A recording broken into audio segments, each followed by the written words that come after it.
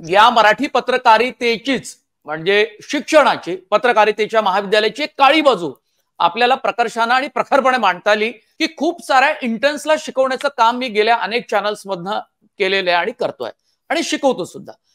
म्हणून मला लक्षात आलं की या बाबींकडे खूप गांभीर्यानं पाहण्याची गरज आहे, कारण यात विद्यार्थ्यांचं, त्यांच्या गरीब पालकांचं, पोटाला चिमटा घेऊन मुलांना शिकवणाऱ्या पालकांचं खूप आर्थिक नुकसान होतं आणि पदरात काही पडत नाही।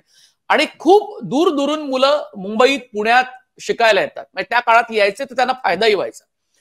पण आज घडीला आपल्याला आपण सातत्यानं पाहतो की या मुलांना, म्हणजे ज्या मुलांना नोकरी दिली जाते, ज्यांना आम्ही शिकवतो, स्वीकारतो, त्यांना तंत्रज्ञान खूप लवकर अवगत होतं, पण मग त्यांची भाषेची बोंब होते।